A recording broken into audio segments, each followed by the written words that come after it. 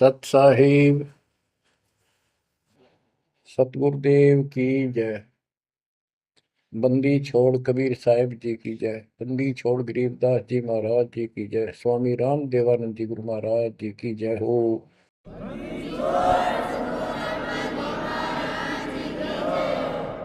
सर्व संतों की जय, सर्व भक्तों की जय, धर्मी पुरुषों की जय। श्री काशी धाम की जय, श्री सुडानी धाम की जय, श्री क्रोथा धाम की जय, श्री बरवाड़ा धाम की जय। सत साहिब गरीब नमो नमो सत्य पुरुष को, नमस्कार गुरु की नहीं। सुर नर मुनिजन साधुआ, संतों सर्वस दीन। सतगुरु साहिब संत सब, दंडवतम प्रणाम। आगे पीछे मध्य हुए, इनको पूर्व। कबीर सतगुरु के उपदेश का, सुनिया एक विचार। जय सतगुरु मिलते नहीं, जाते नरक द्वार। नरक द्वार में दूत सब, करते खेचातान। उनसे कभू नहीं छूटता, फिरता चारों खाने। कबीर चार खानी में भरमता, कबहू न लगता पार। सो फेरा सब मिट गया, मेरे सतगुरु के उपकार। जय जय सतगुरु मेरे की, जय जय सतगुरु मेरे की। सदा साहिबी सुख से वसियो, अमरपुरी के डेरे की। जय जय सतगुरु मेरे की, जय जय सतगुरु मेरे की। सदा साहिबी सुख से वसियो, सतलोक के डेरे। बच्चों, उस सतलोक की याद आती है, और जिस कारण से ये वाणी याद आती है तो शुक्र मनाया जाता है। आत्मा शुक्र मनाती है कि तुम तो सुख से जीवो, हमने तो कर्म फोड़ लिए। हम तो अपने कर्म भोग रहे हैं, तुम लक्की थे, समझदार थे, इस दुष्ट की बातों में नहीं आए। निर्विकार निर्भय तू ही, और सकल वैमान। जी साधो और सकल वैमान। सब पर तेरी साहिबी, सब पर तेरी साहिबी। तुझ पर साहिब ना, निर्विकार निर्भय। आप अमर कथा सुन रहे हो, सत्यनारायण कथा सुन रहे हो, और आप कहीं भी बैठे हो, दाता ने कैसी दया कर दी। चलते फिरते बैठकर परमात्मा का गुणगान सुनो। बच्चों, ये सत्संग जो है, ये आध्यात्मिक पढ़ाई है, ये आध्यात्मिक शिक्षा है। इसको समझने के लिए भी काफी समय की आवश्यकता है। जैसे बच्चे स्कूल जाते हैं, यानी 15-16 वर्ष तक तो वो टोटली फ्री होते हैं। अपनी पढ़ाई करो, ट्यूशन लगवाओ, क्लास में पढ़ो। तो ऐसे करते करते वो विद्वान बन जाते हैं, डॉक्टर बन जाते हैं, इंजीनियर बन जाते हैं, और बड़ी बड़ी शिक्षाएं प्राप्त कर लेते हैं। इसी प्रकार आपको ये आध्यात्मिक लेक्चर अटेंड करते रहना चाहिए। संसारिक काम भी करो, शिक्षा ग्रहण भी करो, लेकिन ये शिक्षा साथ जरूर ग्रहण करो। इसके बिना सब व्यर्थ है। वो तो सिर्फ पेट के लिए, रोजी रोटी के लिए जो भी कर्म हम करते हैं सब रोजी रोजगार के लिए होता है, और वो रोजगार हम करते करते नुकसान हो जाता है। सब कुछ करते करते हानि हो जाती है, कोई लाभ नहीं मिलता। इधर कमाते हैं, उधर रोग हो जाता है, यहाँ से कमाया उधर खत्म हो गया। तो परमात्मा के चरणों में आने के बाद, इसकी शरण में आ जाने के बाद, तो ये इस तरह के कष्टों को कम कर देगा। परमात्मा की महिमा भी ना सुने, भक्ति ना करें, और काम में ज्यादा ध्यान दें, कभी नुकसान ना हो जाए। और वो करते करते हो जाता है, फिर घर के रहते ना गांठ के।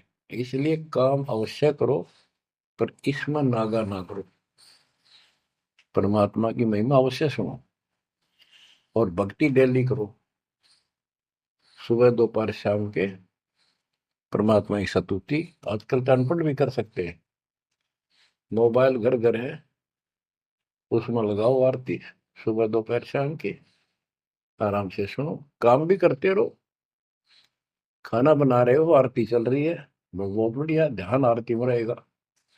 जैसे ड्राइवर गाड़ी चलाते हैं, ड्राइविंग तो बहुत सावधानी का काम होता है, लेकिन उसमें बातें करते रहते हैं, वो चलाता भी रहता है। इसी प्रकार इस समय का ऐसे सदुपयोग करो, सुमन भी करो, गाड़ी भी चलाओ, तो आरती भी लगा लो, उसके अंदर चलते रहो, सुनते रहो।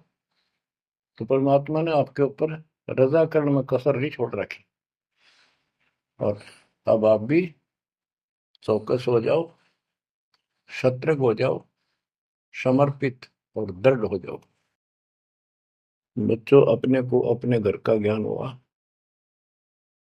अभी तक तो हमारे को अध्यात्म का सिर पैर भी ज्ञान नहीं था। और जब तक बच्चों हमें विश्वास नहीं होता कि परमात्मा कौन है, इसका प्रमाण कहाँ है, कहाँ प्रूफ है, और हमारी आत्मा इस बात को नहीं स्वीकार कर लेती क्या सचमुच यही सत्य है, तब तक हम भक्ति भी करते रहते हैं, और आत्मा अस्थिर रहती है, मन अस्थिर रहता है। कोई भी कोई साधना बताता है, हम उसी को करने के लिए तत्पर हो जाते हैं। वो पहले वाली तो छोड़ते नहीं, और भी शुरू कर देते, क्योंकि हमें चाह है परम पिता की। हमें इस बात का एहसास है कि एक शक्ति है जो हमारे दुखों का निवारण करती है, किस्मत से भी अलग देती है। किस्मत में दुख आया, प्रारब्ध में कष्ट हुआ, तो हम उसके निवारण के लिए किधर झाड़ फूक वालों के पास, कहीं हाथ दिखाने गए, कहीं पहाड़ों पर किसी ने बताया वहां गए, व्रत रखने को कहा वो रखा। हमने हर तरह से कोशिश की कि कोई सुख प्राप्त हो, ज्यादा धन प्राप्त हो, लेकिन ऐसा कुछ नहीं हुआ। वैसे कभी इत्तेफाक से कोई दाव लग गया, कोई हटकर कोई ऐसा लाभ होता दिखा हो गया, वो होना तो था कर्म का, प्रारब्ध में आ गया कोई, और वो सूत बैठ गया, और हम और दृढ़ हो गए उन्हीं पूजाओं पर, उन गलत साधनाओं पर जो गीता में मना कर रखा है। दास अपनी बताता है, ये आपके साथ भी अवश्य हुई है, आपको अब एहसास होगा। जैसे दास बचपन से रामकृष्ण और विशेषकर विष्णु जी का, कृष्ण जी का विशेष भक्त रहा है, इसके साथ हनुमान जी के प्रति भी लगन में, तड़प में, चाह में कोई कमी नहीं थी। इस कारण से मंगलवार का व्रत रखना, किसी ने बता दिया कि जरूर जिला राजस्थान में सालासर एक स्थान है जहां पर हनुमान जी का बहुत प्रसिद्ध मंदिर है और वहां जाने से सारे सुख हो जाते हैं। तो दास सिरसा सर्विस करता था। हरियाणा का एक शहर है, पंजाब से सटा हुआ डिस्ट्रिक्ट है। वहां से पता चला तो दास बैठ कर ट्रेन में सालासर पहुंचा। शुरू उतरा वहां से अन्य साधनों से। वहां एक छोटा सा गांव सालासर, वहां एक छोटा सा मंदिर और उसमें एक पत्थर की मूर्ति। उसकी शक्ल भी ठीक सी को ना, हनुमान का वो आइडिया लगाया जाता। उस समय, ये सन 1978 की बात है। ऐसा कोई वहां पर ज्यादा भीड़ नहीं होती थी। हम सुबह आराम से दर्शन कर लेते थे। हद से हद 500-400 आदमी जाते थे। फिर देखते देखते 10 साल में वहां पर टेढ़ी मेढ़ी लाइन बनने लगी। यानी 4-4 घंटे में नंबर आने लग गया। और उस दौरान जैसे भी कोई राहत मिली, जैसे सर्विस लगी, पढ़ते थे, पास होते चले गए, हनुमान जी और श्री कृष्ण की जय जयकार। और जैसे हम पढ़ते थे, पास होते चले गए। तो ये श्रेय अपने इन इष्ट देवों को मानते थे जो एक से अनेक थे। श्री विष्णु भगवान, कृष्ण जी, श्री राम जी और हनुमान जी, शंकर भगवान जी। यानी शंकर भगवान जी कोई पीछे नहीं रखते थे। और ये बता रखा था अगर माँ की भक्ति नहीं करनी, इसको विशेष ध्यान नहीं देते थे इसके ऊपर। फिर भी पास हुए, सर्विस लगी, पुत्र प्राप्त हुआ। फिर पुत्री संतान होती चली गई। और इतनी खुशी हुई कि सारा कुछ हनुमान जी ने, श्री कृष्ण जी ने, विष्णु जी ने कर दिया। और ये देख रहा है दास के जो कबीर नास्तिक है उनके भी ये सुख हो रहे थे। तो बात ये है, अब पता चला कि ये साधना वो सुख देने की थी नहीं जो हम इनके शर कर रहे थे। यकीन से होगा इनको श्रेय दे रहे थे। तो बच्चों, कबीर पीछे लग गया जाऊं था मैं लोक वेद के साथ, मार्ग में सतगुरु मिले, दीपक ले दिया हाथ। इस भक्ति के सफर में हम लोक वेद के आधार से इधर उधर भटक रहे थे, सही मार्ग मिला नहीं था और कभी भी मंजिल प्राप्त नहीं कर सकते थे। ठीक है, हमारी तड़प थी तो भगवान भी मिले। जैसे वेदों में प्रमाण है, ऋग्वेद मंडल नंबर 9, सूक्त चमन, मंत्र 3 में, कि परमात्मा सबसे ऊपर के लोक में बैठा है। फिर ऋग्वेद मंडल नंबर 9, सूक्त 82, 1, 2, 3 में, ऋग्वेद मंडल नंबर 9, सूक्त 86 के 26-27 में। तो ये बताते हैं कि परमात्मा अच्छी आत्माओं को मिलता है, वहां से गति करके नीचे आता है, उनके संकट दूर करता है, उनको सच्ची राह दिखाता है अपने मुख कमल से। ऋग्वेद मंडल नंबर 9, सूक्त 96 के 16 से 20 तक, ऋग्वेद मंडल नंबर 9, सूक्त 94 का मंत्र 2, 95 का मंत्र नंबर 1। इन सब में मिलाकर एक निष्कर्ष निकलता है कि परमात्मा ऊपर से गति करके आते हैं और यहाँ अच्छी आत्माओं को मिलते हैं।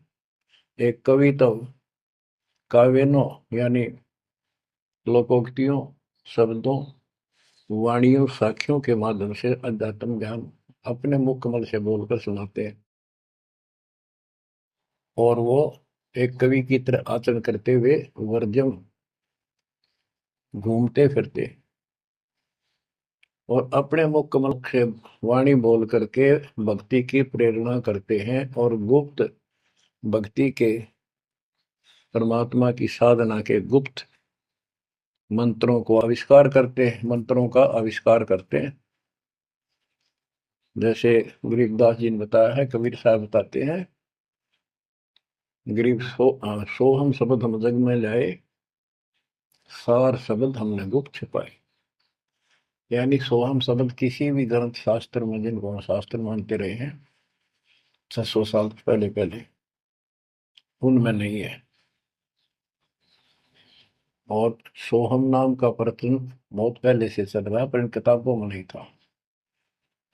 क्योंकि कबीर साहब कहते हैं, हम बैरागी ब्रह्म पद सन्यासी महादेव, सो हम मंत्र जय शिव जी को करे हमारी से। उनको ज्ञान समझा सबको। ज्ञान इतना गजब का है, एक बार आत्मा जरूर पकड़ लेती है और नाम की भी इच्छा करती है, तो उस समय जब परमात्मा अपने ज्ञान सुना रहे होते हैं, काल निकल जाता है उस आत्मा से, और आत्मा ध्यान से सुनती है, सत्य मान लेती है। तो इन्होंने ब्रह्मा जी ने, विष्णु जी ने, शिव जी ने सबने नाम दे दिए। इनमें सॉफ्टवेयर लगा दिया परमात्मा ने।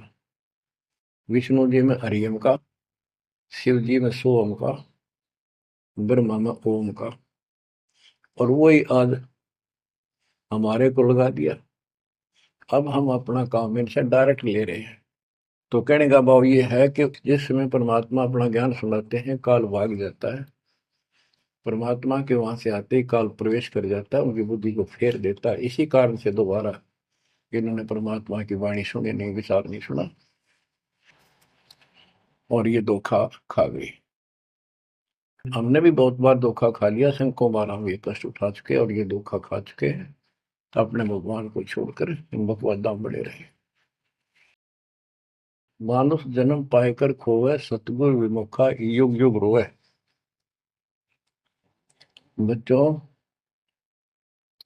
गिरीश सतगुर संगत छोड़कर लाख वर्ष जप कीन, इंद्रिय क्रम ना मोक्ष होए, अरे काल के आदि। जैसे आपको बार बार समझाया जाता है कि सतगुरु से विमुख होने के बाद हम आज से 600 वर्ष पहले परमात्मा से विमुख हुए थे। उसके बाद हम पता नहीं किन किन धर्मों में जन्मे, कभी भक्ति की कभी ना की। भक्ति करते थे और भक्ति ही नहीं थी, लेकिन मालिक फिर भी हमें उन प्रत्येक मानव शरीर में मिले हैं और सच्ची राह दिखाई है। हमने कुछ दिन की साधना अवश्य की है, फिर छोड़ दी,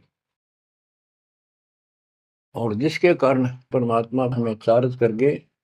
उस चार्जिंग के कारण आज तक आपके हृदय में मालिक की चाह और भक्ति की तरफ बनी हुई थी, और मनुष्य जीवन मिलते रहे। क्योंकि हम 600 साल पहले गुरुद्रोही नहीं हुए थे, सतगुरु विमुख हो गए थे।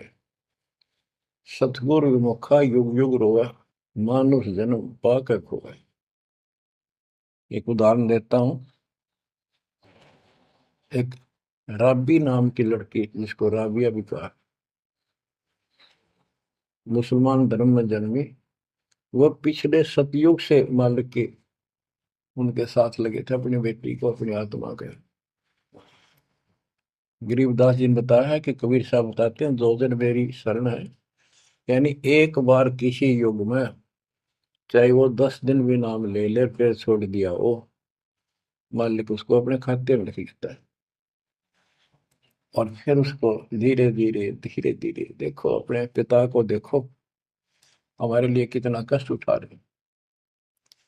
उसको धीरे धीरे चार्ज करते रहते हैं, चार्ज करते रहते हैं, भक्ति की तरफ जन्म जन्मांतर बढ़ाते रहते हैं। उसी कर्म अनुसार, उसी क्रिया में वो लड़की आत्मा रब्बी बनी हुई थी। एक लड़की मुसलमान घर में जन्म था, 12-13 साल की बेटी थी, भेड़ बकरियां चरा रही थी। और वो सारी सृष्टि के रचनहार हमारे पिता अपनी बेटी के लिए उस जंगल में पहुंच गए, घास फूस पर बैठ के जाकर बेटी के पास मुसलमान धर्म जिंदा का रूप बनाया। हमारे अंदर एक धर्म कर्म की ये भी एक समस्या है कि हम अपने धर्म वालों को महत्व देते हैं, दूसरों से नफरत करते हैं। ये काल की चाल है। इसलिए दाता सौ सब क्षेत्र में करूं अपने जन के काज, हिरण्यकशिपु जो मार दूं नरसिंह के साथ। अब्राहिम सुल्तान दम के बंदी बन के चले गए, एक नौकरानी बन के चले गए। क्या पड़ा था उनको? कोरडे खाए, नौकर बने, अपने बच्चे को नरक से निकालने के लिए कि तुम बालक को बुद्धि छोटी है, बच्चे की बुद्धि इतना काम नहीं करती, इस ज्ञान से आपकी बुद्धि विकसित होगी, आप कुछ दिनों में संकेत समझने लग जाओ। अब जैसे राबी को मालिक ने समझाया,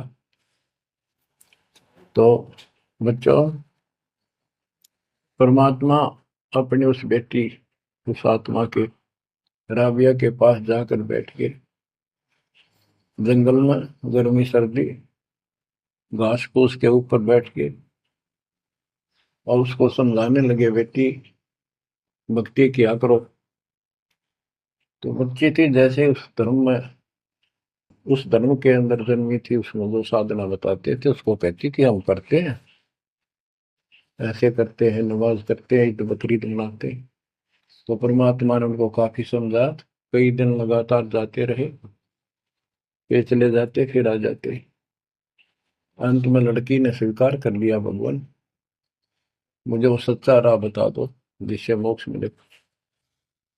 परमात्मा ने उनको मंत्र दिए, ये मंत्र दे दिए पांचों, लेकिन ये नहीं बताया ये किस किस के हैं, क्योंकि इसके बताने की जरूरत भी नहीं है।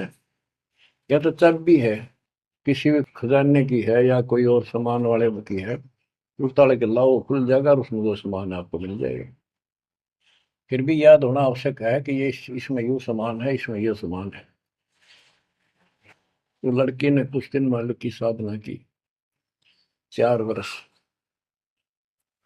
उसके बाद समाज के दबाव में शानी होगी, उसने यहाँ तक फैसला कर लिया कि ये तो संस्कार बढ़ते चले जाते हैं, शादी ही नहीं कराऊंगी, विवाह नहीं कराऊंगी। उसने निकाह करने से मना कर दिया। माँ बाप ने कोशिश की, लड़की जवान होगी, लेकिन बिल्कुल स्पष्ट शब्दों में कह दिया, मैं विवाह नहीं करूंगी, मैं अल्लाह खुदा को प्राप्त करूंगी। माँ बाप परेशान हो गए कि बच्ची है, इसने तो जिद लगा ली, और इसका जीवन कैसे पार होगा, कैसे पास होगा, तो हो ही नहीं सकता। बच्चों ने कहा, बेटी या तो निकाह कर लेना, हम दोनों मरेंगे। लड़की ने सोचा, चल माता पिता की हत्या का क्यों सिर पर दोष लूं, आगे अपने पति से बात कर रहे हैं। निकाह हो गया। मुसलमानों के अंदर लड़की से अपनी राय पूछी जाती है विवाह के समय कि क्या आपको ये विवाह मंजूर है, निकाह कबूल है। लड़की यस कर देती है तो विवाह होता है, न तो नहीं होता। ये स्वतंत्रता बेटी को है। उसने यस कर दी, विवाह होगा। उनका पति बहुत बड़ा अधिकारी था, अफसर था, साहब था। मुसलमानों में एक से अधिक विवाह भी हो जाते हैं, सामान्य बात है। तो उसने यही विचार किया था कि तो शादी और कर लेगा, वहां दबाव बनाऊंगी ना तो मर जाऊंगी, और क्या इलाज है। तो उसने अपने पति से अपना उद्देश्य बता दिया, मैं भक्ति करना चाहती हूँ, मेरी कतई तमन्ना नहीं है कोई शादी और बच्चे पैदा करने की। यदि आप मेरे साथ जबरदस्ती करोगे तो मैं सुसाइड करूंगी। उनका पति भगवान से डरने वाला मुसलमान था, वास्तव मुसलमान था। उसने कहा, राबिया आपने निकाह कबूल क्यों किया, ये बता। उसने कहा कि मेरी मजबूरी थी, मेरे माता पिता मर जाते, मैं वो दोष नहीं लेना चाहती थी, उनका भी काम बन गया। कि आप बताओ आपका क्या इरादा है। मेरा फाइनल है, या तो मौत या अपनी भक्ति करूंगे। इतना दृढ़ विश्वास देखकर उसने कहा कि राबिया कोई बात नहीं, आप भक्ति करो, मैं अल्लाह के मार्ग में बात नहीं बन सकता, मैं भी भगवान से डरने वाला हूँ। लेकिन जैसे आपकी लोक लाज के कारण आपके पिता की समस्या प्रबल थी, इसी प्रकार समाज हमारा भी है, लोक लाज हमें भी है। आप मेरी दृष्टि में, मेरी तरफ से तो मेरी सिस्टर होगी, समाज की दृष्टि में मेरी वाइफ बन के रहना होगा। वो बोली मुझे मंजूर है। उसके लिए अलग व्यवस्था कर दी, अपनी भक्ति कर, किसी चीज की कमी नहीं आने देंगे। उसने अपनी और शादियां कर ली। अब वो 50 साल की होगी। सब देखा कि ये तो बिल्कुल देवी का रूप है, पलक भी उठाकर नहीं देखती। ये पिछले संस्कार थे, वो बैटरी चार्ज थी, उसमें चाह थी। आगे बैटरी लगी नहीं है, धीरे धीरे नष्ट होगी। या रोड मारा काल मारी, ये बहुत बड़ा षड्यंत्र है। सतगुरु कबीर साहब ने इसको कोई खोल नहीं सकता, इसे बचा भी नहीं सकता। इसलिए सतगुरु की शरण नहीं छोड़नी चाहिए। उसने अपने पति, जो संसारिक दृष्टि के पति से कहा कि मैं हज करने जाना चाहती हूँ। उसने कहा अच्छी बात है, जाओ, और कोई व्यवस्था ऊंट घोड़े की करवा देता हूँ, उस पर आराम से बैठ कर जाइए। बोली नहीं, मैं पैदल जाऊंगी, क्योंकि ये आस्था हमारी भगवान के प्रति अहंकार में नहीं। ऐसे जावा तो और बढ़िया है, ये वो शुरू से धारणा है। उस समय साधन भी नहीं होते थे, ऊंट घोड़े होते थे, रेगिस्तान में ऊंट ही चलते थे। वो बोली नहीं, मैं पैदल जाऊंगी। राबिया पैदल जा रही थी। रास्ते में कुआं था, उसमें बाल्टी और रस्सा नहीं था। एक कुतिया वहां पर बहुत बुरी तरह रो रही थी, कभी कुएं की तरफ जा रही थी, राबिया के चरणों की तरफ आ रही थी। वो समझ गई कि प्यासी है, और साथ में बच्चा है, मरेगी की बच्चे भी मरेंगे। आओ देखा ना ताओ देखा, दया बिना दरवेश कसाई। वो दरवेश थी, संत थी, दयालु थी, असली मुसलमान थी। उसने अपने बाल पाड़े सिर के, रस्सी बनाई लंबी, वो 100 फुट नीचे पानी होता था। और फिर अपने कपड़े निकाल कर शरीर के, उसके बांध कर नीचे भिगो के बाहर टपकाए। निचौड़े एक मटके के टूटे हुए पात्र में कुतिया ने जी भर का पानी पिया। और लड़की ने अपने जो सिर के बाल पड़े, थोड़ा बहुत खून निकला था, रक्त, ब्लड को साफ किया, कपड़े पहन लिए, मक्का के लिए चलने लगी। वो मंदिर उठ के मक्का कुएं के साथ आकर खड़ा हो गया। लड़की ने तो जाना ही मक्का में था, एकदम प्रवेश कर गई। उधर इब्राहिम सुल्तान अदम की पहले बॉडी में वो आत्मा गई हुई थी, क्योंकि परमात्मा उनको भी प्रेरित करते हुए आ रहे थे। जो इब्राहिम सुल्तान अदम बाद में सम्मान बना,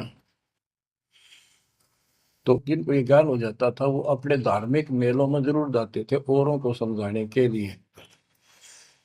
तो इब्राहिम सुल्तान अब्दुल गालिब आत्मा वहां गई हुई थी, लोगों में चर्चा हुई, वे मक्का गया कहाँ, हद होगी, मंदिर ही नहीं है यहाँ पर। तब इब्राहिम सुल्तान अदम कहता है, गरीबदास जी बताते हैं, सुल्तान अदम मक्के गया, मक्का नहीं मकान, गया रांड के लेन को यूं कह अदम सुल्तान। लोग बोले रे क्या बोल रहा था, फिर इतने में वो मक्का वापस आ जाता है। और उसमें से राबिया निकली। राबिया देखी, लोग भाग कर प्रवेश किया, देखा तो एक राबिया ने, एक लड़की, उसने अपना परिचय दिया। पूरे मुसलमान समाज में ये बात फैल गई, चर्चा का विषय बना कि भक्ति हो तो राबी जैसी, भक्ति हो तो राबी जैसी। जिसके लिए मक्का उड़ कर चला गया जहाज के समान, एयरप्लेन के समान। तो वह हज के लिए गए हुए व्यक्ति इब्राहिम सुल्तान से बोले, अरे भले आदमी, तो एक देवी को क्या कह रहा था, गया रांड के लेने को, नो कह तुम सुल्तान एक नकमी आत्मा को ये मक्का लेने गया है। तेरा तो भाई दिमाग खराब हो गया, ऐसी देवी के बारे में ऐसे शब्द बोले, तुझे पाप लगेगा, दोजख में जाएगा। तब उसने उनको बताया, ये कभी आत्मा इसके लिए आए थे, इसको वहां मिले थे ऐसे ऐसे, और इसने वो सत भक्ति छोड़ दी। क्योंकि परमात्मा साधु रूप में कहीं प्रकट हो जाते हैं, ये उनका एक नियम है, अच्छी आत्माओं को मिलते रहते हैं।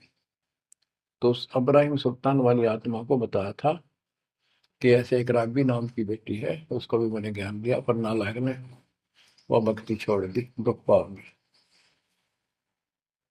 तो उसने बताया कि इसको सत भक्ति मिली थी, डरे डोना ही है यार, उस पिछली साधना के कारण ये सब कुछ हो रहा है। परंतु उन लोगों के अबन में कहाँ समाने वाली थी यह बात, दो अक्षरों में।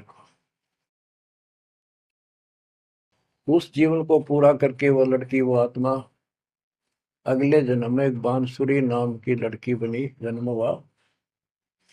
धार्मिक शब्द सुनाया करती थी, बड़ी प्रबल, क्योंकि प्रेरणा थी, उसमें भी अनमैरिड रही वो। और यहाँ तक विचार कर लिया कि ये सुना है मक्के में जो मरता है वो सीधा जन्नत में जाता है, स्वर्ग में। तो इससे बड़ी अवसर कहाँ मिलेगा, अगर दोस्ता होगी। मक्के में अपनी गर्दन काट दी और चढ़ा दी, सब जगह ये चर्चा होगी, भाई बांसुरी तो जन्नत में जाएगी, सीधे दरवाजे खुले हैं। अब बताओ, वो तो लोकवेद था, तत्व ज्ञान क्या कहते।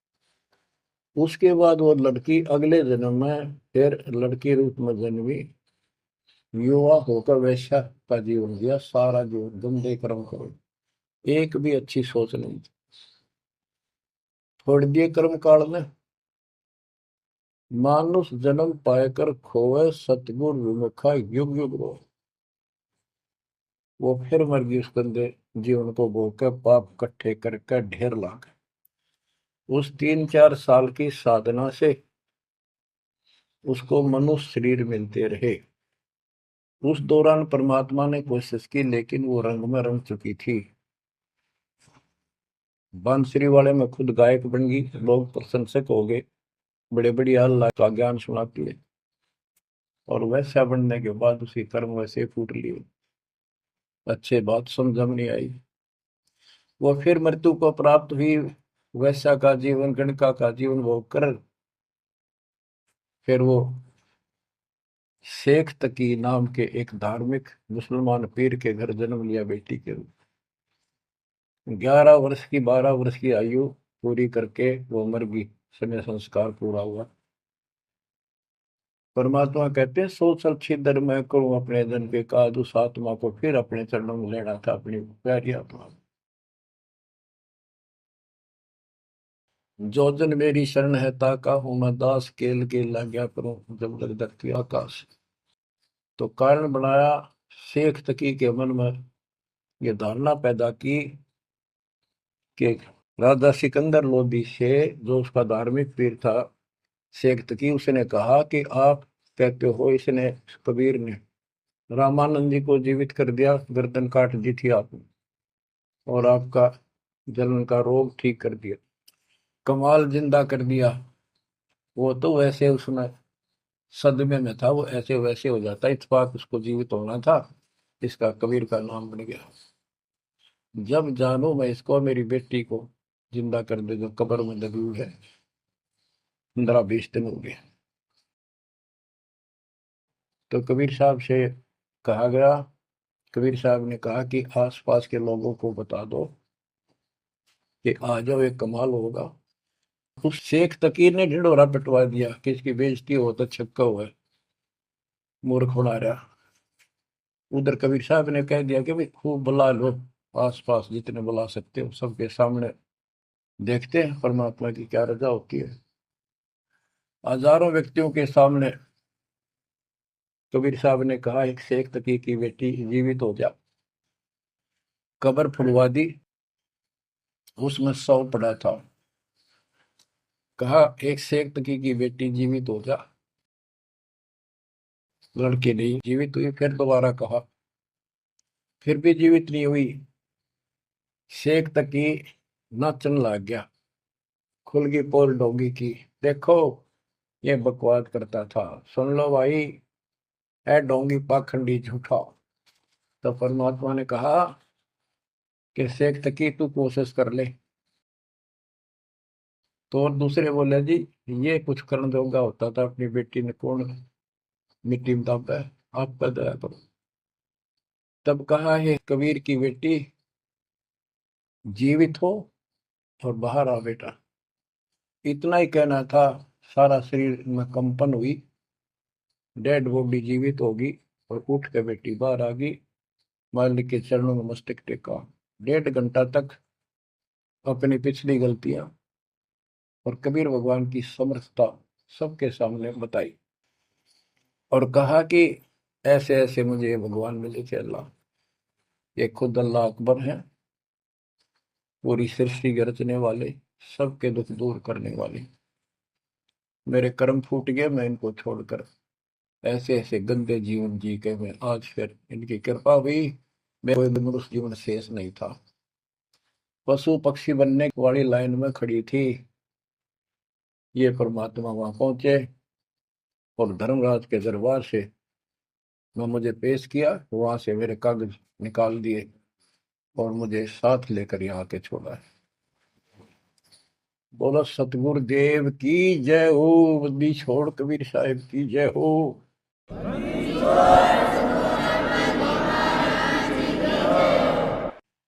तो उसने कहा बेटी जा अपने पिता के साथ। कबीर साहब ने कहा शेख तकी के साथ। वह बेटी बोली मुझे अपना पिता मिल गया, अपना मालिक मिल गया। इस कर मेरा संस्कार इतना ही था। आप मेरे पिता हो, सारी सृष्टि के मालिक हो, मैं तो आपके साथ रहूंगा। अपने गुरु के मैं संग संग होली, अपने गुरु के मैं संग संग होली। सखेरे मोहे नेकन आई लाज, आज मोहे गुरु दर से दिखाए। बच्चों यह बात तो बनेगी ऐसे ही। पानी कहते, देसी कहावत है, पानी तो झील में नीचे के स्थान पर आके ही टिकेगा। वैसे पलट में कितना ऊंचा चढ़ जाए लेकिन टिकेगा वहीं आके। मन का तूफान बकवादों का, कहीं धक्के खा लो, आके बात बनेगी सतगुरु शरण। तो कहते हैं गरीबदास जी का है, गिरिव सतगुरु संगत छोड़कर लाख वर्ष जब की, इंद्रिय कर्म ना मोक्ष हो, रहे काल के आखी। सतगुरु पूर्ण संत की संगत छोड़कर चाहे लाख वर्ष तक ये जप करते रहियो, चाहे ये जाप करते रहना, इसका कोई यूज नहीं होगा, क्योंकि कनेक्शन कट चुका होगा, मर्यादा भंग होगी। गुरु बिन माला फेरते, गुरु बिन देते दान, गुरु बिन दोनों निष्फल है, वो व्यर्थ जाएंगे। बच्चों परमात्मा हमारे लिए भटक रहे हैं, इन पिछली गलतियों से सबक लो,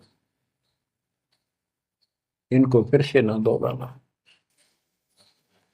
जैसे आपको बताया है कि कबीर भगवान है, ये सारी सृष्टि के रचने वाले हैं, ये हमारे पिता, हमारे जनक है, हमारे कष्टों को दूर करने वाले संकट मोचन यही है। लेकिन हम इनको छोड़कर अन्य उपासना करते रहे हैं।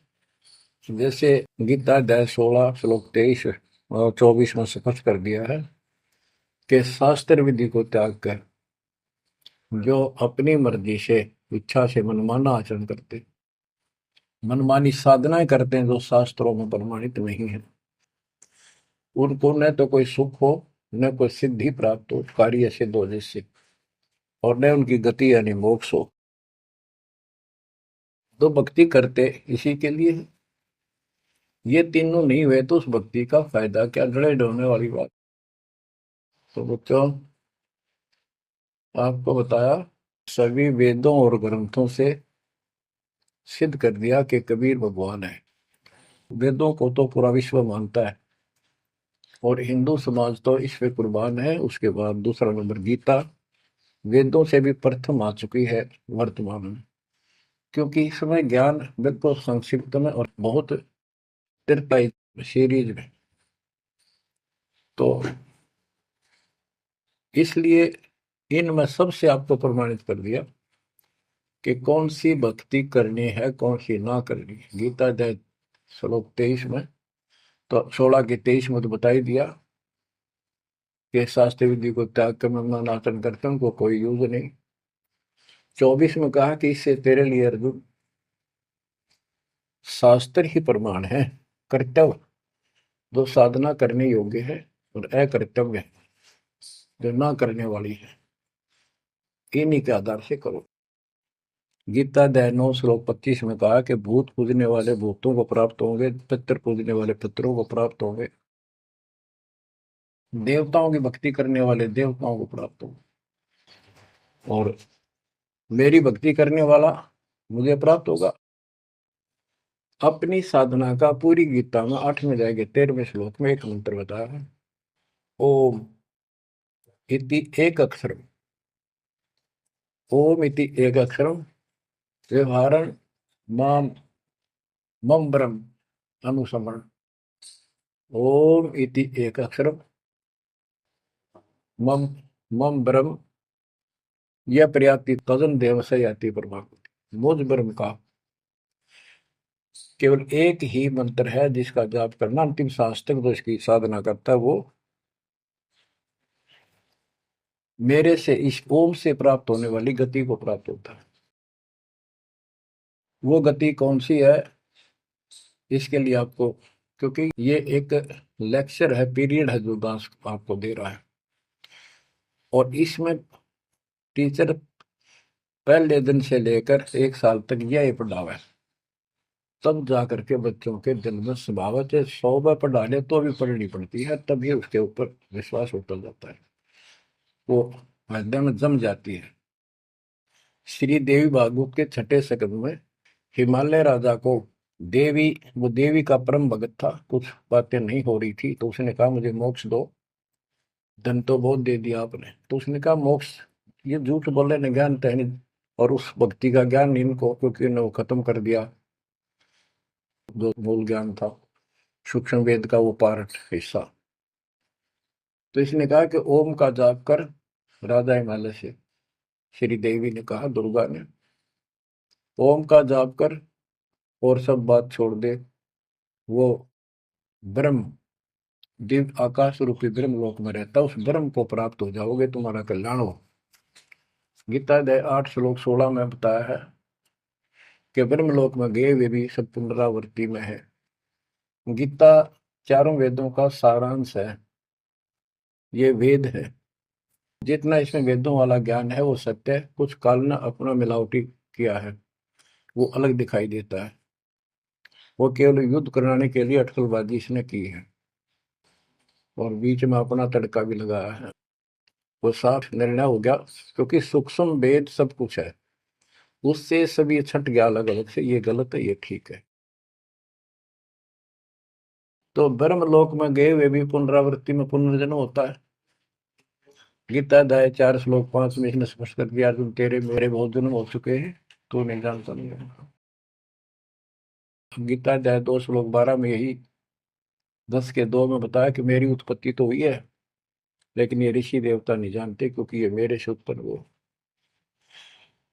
फिर उस ज्ञान को, जैसे जहां से शुरुआत हुई थी कि परमात्मा सतलोक से सबसे ऊपर के लोक में रहता, वहां से चलकर गति करके आता है, अपना सच्चा ज्ञातम ज्ञान खुद बोलकर बताता है। गीता अध्याय 4 श्लोक 32 में, ये कोड वर्डों में है गीता ज्यादातर, उसमें बताया कि जो ज्ञान ब्रह्मणे मुखे सचिदानंद घन ब्रह्म ने अपने मुख कमल से बोली वाणी में बोला है, उस वाणी में संपूर्ण विस्तार के साथ लिखा है, उससे ये पूर्ण मोक्ष होगा, फिर कभी जन्म मरण नहीं होता।